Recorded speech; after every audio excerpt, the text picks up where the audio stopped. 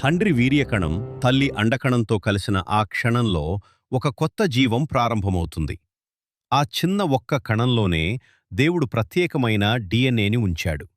కళ్ల రంగు, జుట్టు స్వభావం, ఇంకా ఎన్నో ప్రత్యేక లక్షణాలు. ఈ అద్భుతాన్ని పూర్తిగా సృష్టించగల శక్తి మనుష్యునికి లేదు. జీవాన్ని సృష్టించే ప్రక్రియను దేవుడు తన పరిపూర్ణ జ్ఞానంతో రూపొందించాడు. ఆ ఫలదీకృత కణం నెమ్మదిగా విభజించుకుని తల్లి గర్భాశయానికి చేరుతుంది.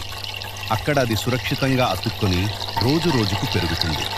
గర్భంలో ఎదుగుదల కొన్ని వారాల్లోనే చిన్న హృదయం కొట్టుకోవడం ప్రారంభిస్తుంది. చిన్న చేతులు, కాళ్ళు, కళ్ళు, చెవులు రూపుదిద్దుకుంటాయి. శిశువు బయట ప్రపంచంలో మాట్లాడకముందే, శ్వాస తీసుకోకముందే దేవుడు ప్రతి భాగాన్ని ఎంతో జాగ్రత్తగా రూపొందిస్తున్నాడు. గర్భంలోని చీకట్లో కూడా దేవుడు ప్రేమతో, ఉద్దేశంతో, రక్షణతో జీవాన్ని నిర్మిస్తున్నాడు.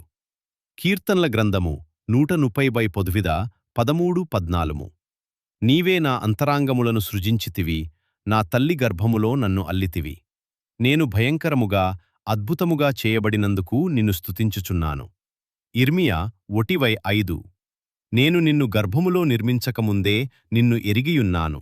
నీవు జన్మించకముందే నిన్ను ప్రత్యేకపరచియున్నాను.